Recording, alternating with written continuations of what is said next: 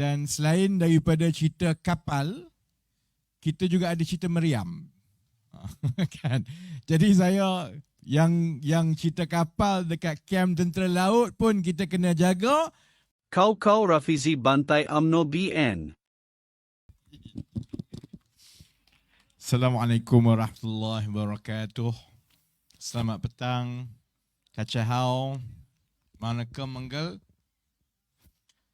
Alhamdulillah Rabbil Alamin. Wassalatu wassalamu ala asyrafil anbiya wal mursalin. Wa ala alihi wa sahbihi ajma'in. Rabbi syrah li sadri. Wa yassir li amri. Wahlul uqdatan min lisani yafqahu qawli. Saudara Khairuddin, Tuan Syed Ibrahim, saudara-saudari yang dihormati sekalian. Saya ada tepat 24 minit. 24 minit sebelum azan maghrib masuk pukul 7.05 kan. Truk juga kena bergerak awal kerana jam tak bergerak kat luar. Aku kan. Hari ni bateri kot masalah kan. Hari ni cuti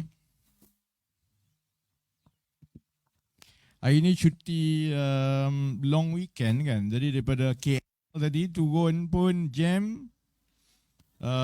Sekarang nak ke arah KL pun jam juga. Tapi berita baik dia maknanya saya kena datang sekali lagi lah kot tak? Jadi hari ni kebetulan sebab semalam kami di selatan, di Simpang Renggam, kemudian di Johor Bahru. Jadi truk dalam perjalanan balik ke KL. Malam ini di Tangga Batu di Melaka sebab kat situ ada kem askar. Dan selain daripada cerita kapal, kita juga ada cerita meriam. Kan? Jadi saya yang cerita kapal dekat kem tentera laut pun kita kena jaga. Malam ini sebab itu saya kena singgah di Parlimen Tangga Batu sebab Tangga Batu ni ada kem tentera antara yang paling besar sekali dalam Malaysia dekat kem Sungai Udang. Jadi saya minta maaf kerana segala-galanya, jadi saya hanya ada masa yang pendek. Tapi ini permulaan saudara-saudari. Orang lain, dia nak masuk pilihan raya, dia rasa dia yakin nak menang, silakan. Ini belum lagi masuk bulan 10, bulan 11. Kita tengok tiap-tiap hari pun cuaca macam ini. Cuaca mendung. Benda segala-galanya tak berjalan, dia seolah-olah bagi tahu kat kita, inilah keadaan Malaysia sekarang. Hidup kita mendung, semua tak baik. Nak buat apa-apa pun perlahan, macam jam dekat luar, nak pergi kanan pun tak boleh, nak pergi kiri pun tak boleh. Saya mula datang ke Ledang ni sebelum 2013 lagi. Masa tu ahli parlimen Ledang, siapa ni? Hamim Samuri, tak? Timbalan Menteri dulu.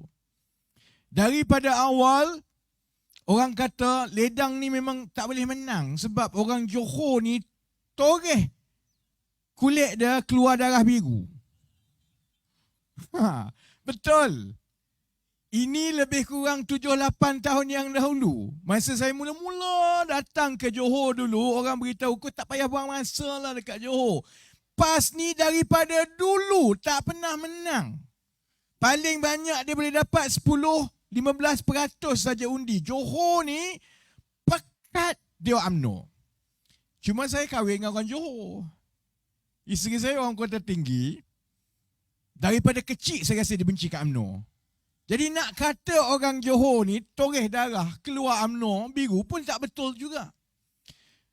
Sebab itu daripada 2013 sebelum Syed Ibrahim bertanding 2018, yang bertanding di Ledang adalah saudara Hassan Karim. Sekarang dia ahli parlimen Pasir Gudang. Saya ikut dia, saya kempen. Ada satu benda yang saya tengok orang Johor. Dia kalau saya ceramah dia macam ni lah, dia jeling balik kat saya. Suka pun tidak, tepuk pun tidak. Saya tak tahu ke mana orang Johor nak pilih. Tapi saya juga tahu bahawa kalau kita bercakap, orang-orang di Johor dia dengar. Kalau betul, saya ingat dia akan terima. Kalau dia tak suka, dia akan tolak. Dan begitulah yang telah berlaku dalam keputusan-keputusan pilihan raya di Johor daripada tahun 2013. Tahun 2013 kali pertama keadilan menang di Johor, 2 kursi. Satu di Don Bukit Batu, satu lagi dekat Batu Pahat. Sebab tu saya singgah kat Batu Pahat tadi. Ada 2 watak dekat Batu Pahat yang orang luar Johor tak suka. Satu, timbalan speaker yang lompat. Dulu PKR, kemudian lompat bersatu tak. Satu lagi, bekas ahli parlimen Batu Pahat yang kalah tahun 2013 sampai sekarang tak boleh move on. Nama dia Puat Zakarshi. Jadi sebab itu saya kalau dalam minggu-minggu yang seterusnya, ada masa saya tumpu di selatan, ada masa saya tumpu di utara. Kalau di utara insya-Allah kawasan Ledang, kawasan Batu Pahat, kawasan-kawasan yang sebenarnya kalau tengok, saya rasa ramai orang-orang yang cerdik-cerdik dan waras-waras. Sebab keputusan pilihan raya di kawasan-kawasan ini berubah-ubah. Ada masa dia pilih Pakatan, ada masa dia pilih Barisan Nasional. Kalau tanya saya, tak ada benda yang salah benda itu. Itulah sebenarnya hak rakyat sebagai pengundi. Kalau parti politik calon itu bercakap sesuatu yang kita setuju. Dan kita nak ahli politik itu bawa perkara itu supaya dapat diterjemahkan dalam kajian. Kita undi dia. Bila dia dah jadi wakil rakyat, kalau dia buat kerja kita tak setuju, sama ada kita lebih terpikat dengan parti lawan ataupun kita nak hantar isyarat supaya dia balik buat kerja lebih baik. Jadi ini macam wakil rakyat kita yang kat depan. Saudara Gopala dulu wakil rakyat, saudara Yash jadi wakil rakyat. Itu resam demokrasi, saudara-saudari. Sebab itu walaupun dalam pilihan raya negeri yang lepas, keadilan kalah teruk dekat Johor. Daripada parti yang bangkit besar 2018 dalam tempoh 4 tahun, saudara-saudari, keadilan tinggal 1 kursi. Tak ada masalah. Itu resam demokrasi. Kami bekerja untuk rakyat. Ahli politik, tugas kami ialah yakinkan rakyat bahawa kalau kami diberi amanah, insya-Allah kami buat lebih baik. Sebab itu, walaupun selepas 2018 saya dah buat keputusan, saya sebenarnya tak minat dengan politik. Saya tak nak datang dekat dah. Saya dah rasa masa saya muda dulu 98, saya mula-mula bila terlibat hanya sebab saya tak boleh terima apa yang berlaku dalam negara semata-mata kerana ada pertelingkahan politik antara Tun Mahathir dengan Datuk Seri Anwar. Habis semua segala sistem dalam negara ni terheret sekali. Dengan polisnya, dengan hakimnya, dengan medianya, cerita perkataan lucah yang tak patut keluar. Budak-budak semua tahu. Masa itu saya di luar negara, saya kata aku tak adalah bodoh. Kalau macam ini kerajaan nak membodohkan rakyat, maka saya boleh sumbangkan sedikit masa untuk saya cuba bantu keadaan.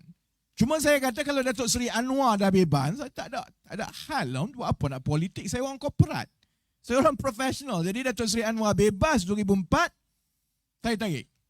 Sama juga, lepas Pakatan Rakyat menang 2008, Datuk Seri Anwar tanya sekali lagi, boleh ke tidak bagi 2 tahun saja masa untuk bantu kerana bila rakyat dah ada perubahan.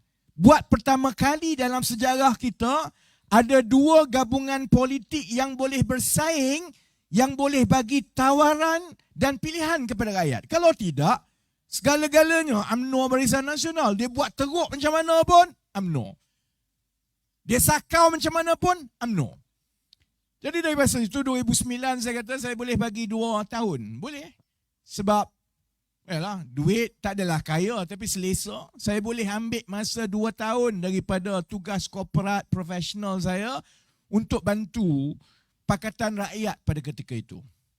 Cuma saya kena scam lah sebab dia tak sampai 2 tahun. Sebab lepas itu saya masuk lock up. Bila masa nak balik semua. Jadi daripada 2011, 12, 13, saya dah buat keputusan, kalau kita tukar kerajaan, saya tak berminat untuk menyertai kerajaan. Saya nak balik kepada hidup saya yang biasalah. Ramai lagi orang lain, bagi dia peluang. Cuma bila berlaku di Johor, dalam pilihan raya negeri yang lepas, saya tengok keadaannya agak pelik. Kerana UMNO menang banyak kursi. Tapi UMNO menang banyak kursi bukan sebab UMNO popular. Sebab rakyat jemu dengan politik. Yang mengundi UMNO tu hanyalah 41-42% daripada pengundi. Maksudnya semua yang keluar mengundi UMNO, mengundi dalam pilihan raya negeri yang lepas. Yang keluar itu walaupun tak ramai, hanya sekitar 58%, yang itu pun tak sokong UMNO saudara-saudari. Hanya 41-42% yang sokong UMNO. Tapi kalau kita campur lagi dalam 30% rakyat Johor yang tak keluar mengundi, saya tahu saudara-saudari, sebenarnya kalau kita kerah untuk pilihan raya umum yang akan datang, hasrat sebenar rakyat Johor masih lagi menolak UMNO dan mahukan perubahan yang kita mulakan dalam 2018. Dan perubahan itu bermula daripada Johor. Kalau ada orang beritahu, apalah Pakatan Harapan ni buat ceramah tepi jalan macam mana nak menang, dia lupa. Saya mula-mula datang ke Johor di Batu Pahat tahun 2010, kalau nak ceramah kena bawa speaker sendiri dalam booth kereta. Tak ada orang nak jadi tuan rumah. Dulu-dulu ni, 10 tahun, 11 tahun yang lepas, terutamanya yang muda-muda yang tak pernah tahu, kalau berani buat ceramah dekat Johor ni, mampus engkau. Memang kena kejar dengan orang kampung. Jadi kita selalunya datang kereta, bawa speaker sendiri, jadi macam orang jual ubat. Dalam tempoh 5, 6, 7 tahun, kita boleh menang. Jadi kalau hari ini kita bermula macam ini, tengah hujan rintik-rintik dah nak gelap dekat maghrib ini, kalau petang macam ini pun orang datang, orang dengar, kemah penuh. InsyaAllah saudara-saudari, kalau 1, 2, 3 bulan yang akan datang bila pilihan raya dipanggil, saya yakin Pakatan Harapan PKR di Johor ini kita boleh gembeling hasrat rakyat supaya kita pertahankan balik semua kursi-kursi yang kita dah menang 2018, terutamanya kursi di Ledang ini. Ada orang tanya, kenapa kamu sibuk-sibuk sangat ni? Petang-petang tengah hujan duduk bercakap seorang-seorang. Sebabnya ialah kerana negara kita berada dalam keadaan yang parah. Saya ambil pendekatan itu dahulu bahawa tanggungjawab saya nak bantu tukar kerajaan, kerana lepas itu rakyat bila dia dah selesa, merasa kali pertama tukar kerajaan, dia akan terus tukar kerajaan. Kerajaan teruk, tukar. Ahli politik teruk, tukar. Itu yang saya nak dan itu telah berjaya dilakukan 2018. Kalau ikut orang Johor, bukan sekali je. Dia tukar menteri besar 4 kali, saudara-saudari. Sebab itu sekarang tak ada dah, payah dah nak cari ahli politik yang bongkak macam dulu. Berani dia bercakap dengan rakyat bukan-bukan. Kamu berani besar kepala, rakyat tahu kuasa undi masuk pilihan raya, dia tukar. Jadi walaupun bagi saya, matlamat itu telah tercapai, tapi kita ada masalah. Kerana negara kita ni, walaupun dulu kaya, kekayaan itu takkan kekal sampai bila-bila. Ini samalah orang kata dulu-dulu orang kampung kaya. Ada tokai Cina kat sini yang dulu kaya. Dalam budaya Cina, kalau berkawan dengan orang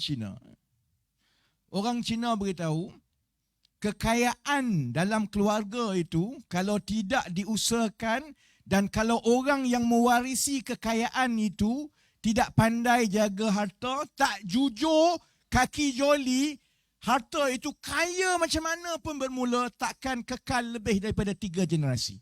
Tanyalah orang Cina mana-mana. Kalau buat bisnes, kita susah payah kerja, kita rajin, dah jadi kaya raya, lepas itu anak kita mari joli. Lepas tu cucu kita bukan saja joli, dia sakau semua. Habis saudara-saudari, kaya macam mana pun. Dan itulah sekarang ini yang berlaku dalam negara kita. Memang betul kita bermula dalam keadaan kaya. Malaysia apa yang tak ada? Dulu ada biji timah, balak banyak, minyak banyak. Kemudian tanah bagus, kelapa sawit. Kemudian masa 20, 30, 40 tahun yang lalu pendidikan kita ini dihormati.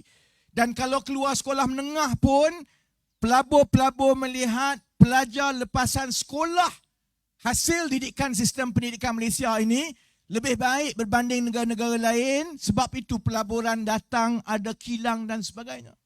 Itu 40 tahun dulu. Tengok keadaan sekarang.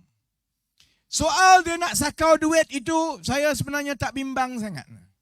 Ada orang kata, kesian kat dia masuk penjara. Kalau tanya saya,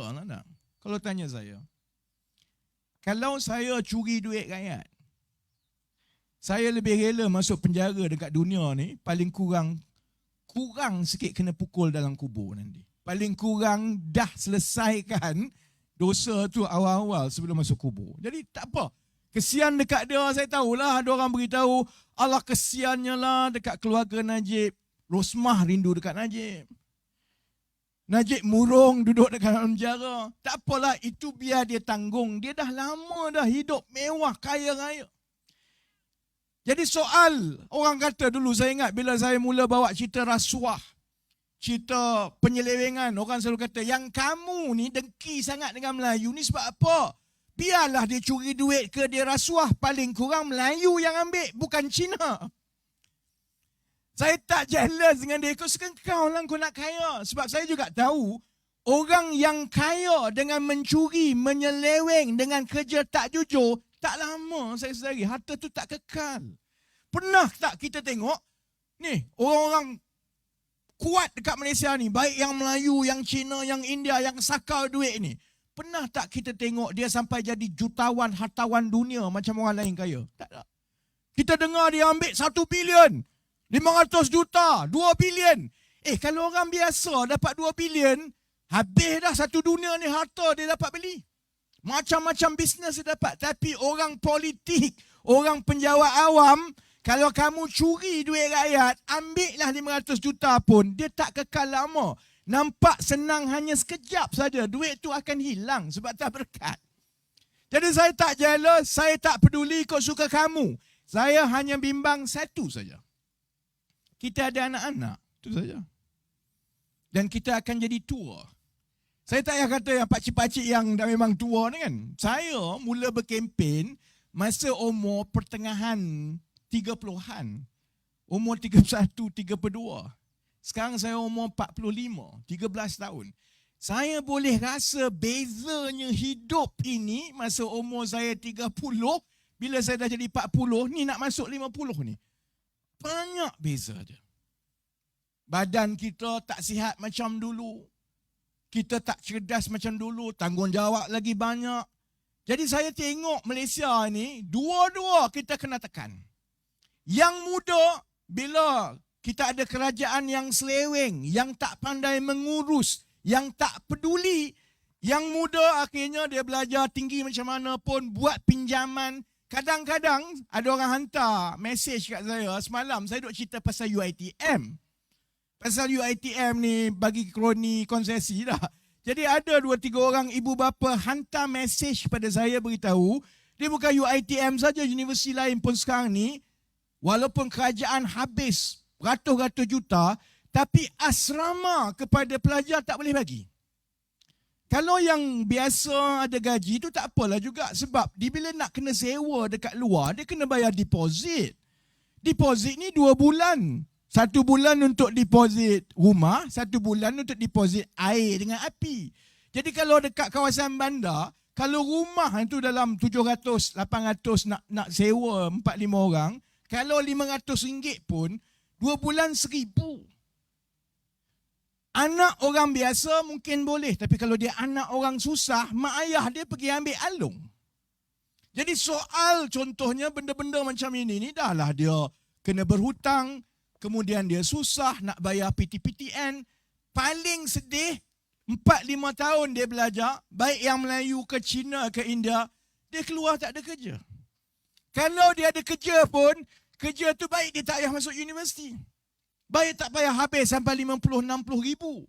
Jadi kita ada masalah kerana yang muda itu, walaupun pendidikannya lebih baik daripada kita yang dah berumur ini, Tapi hidup dia belum tentu akan dapat merasa seperti yang kita merasa sekarang. Walau macam mana susah pun kita rasa sekarang. Kalau sekarang kita rasa susah, bayangkan anak-anak kita dalam 20-30 tahun daripada sekarang. Jauh lagi teruk daripada kita. Itu yang muda. Saya ada 4 minit je lagi ni. Yang tua macam saya, macam pakcik-makcik, saya cukup bimbang juga. Berapa ramai daripada kalangan kita ini yang ada pencen bulanan? Berapa ramai? Makin hari, makin ramai orang yang pencen, dia kerja swasta, dia tak ada pencen bulanan macam dulu. Kalaupun dia ada, dia hanya ada bayaran KWSP sekaligus. Katakanlah pencen nombor 60. Majoriti rakyat Malaysia, terutamanya yang Melayu, bila dia pencen nombor 60, simpanan KWSP dia RM10,000. Nak buat apa RM10,000 sekarang? Nak bayar rumah pun tak boleh, nak buat modal berniaga pun tak boleh. Dan sekarang orang makin hidup lama. Kalau tak percaya tengok Tuan Mahathir. Sempat buat pusingan ketiga untuk menjadi Perdana Menteri ni 97. Orang sekarang hidup makin lama. Jadi kalau 60, pencen, berhenti kerja, ada dalam 10-15 ribu. Anak pula walaupun sepanjang kita bekerja tu kita bayar dia pendidikan, bila dia keluar dia pun nak tanggung diri dia pun susah. Bayangkan 20 tahun lagi bila umur kita jadi 80, 75, kos semua akan meningkat. Jadi sebab itu, dia bukan soal politik saudara-saudari. Saya balik, aku tak kepinginnya lah untuk jadi menteri ni. Percayalah cakap saya. Sebab saya tahu, kalau jadi menteri dan jujur, kerja tu kerja bangang. Sebab jadi menteri, jadi wakil rakyat ni tak ada orang yang gembira. Orang tu marah, orang ni marah. Malam-malam orang ketuk pintu kena bagi duit. Tak ada. Saya pernah jadi wakil rakyat dulu. Aku makin miskin. Habis duit semua. Jadi kalau tanya saya, tak adanya lah aku nak jadi wakil rakyat ke menteri.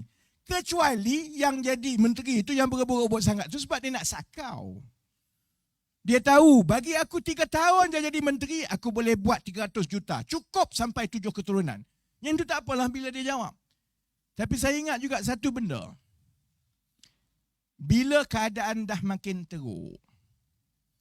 Dan kalau saya, orang macam saya, orang macam Izzah, orang macam saya Ibrahim, kami semua orang yang boleh dikira terpelajar. Yang Allah bagi kelebihan kepada kami masa kami muda. Belajar luar negara, dapat jawatan yang bagus, muda-muda dah dapat gaji yang baik. Tak payah bimbang pasal wang. Kalau kami tutup pintu dan biarkan semua ini berlaku, kami langsung buat tak nampak semua yang berlaku, ada bahagian kami yang tak berkat dalam hidup kami. Jadi sebab itu, keadaan ini makin teruk dan makin teruk. Saya tak payah sembang panjang sekarang sebab saya tinggal 2 minit lagi.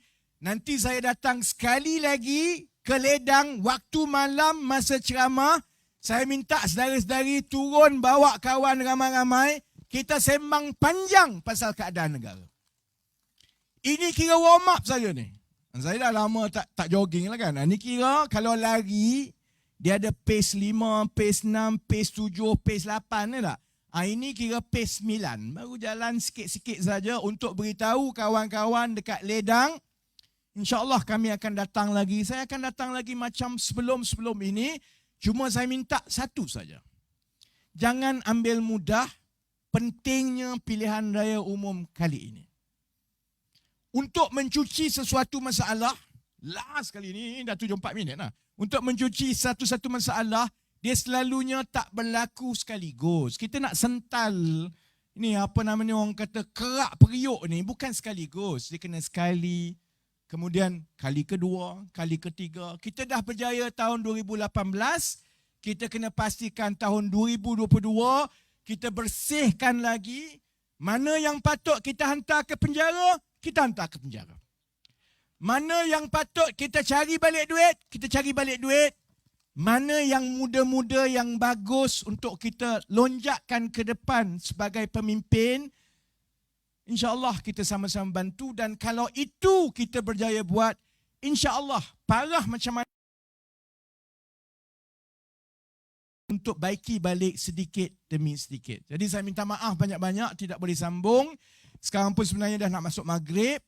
Saya sudahi dengan kita jumpa lagi dalam tempoh terdekat 2-3 minggu daripada sekarang.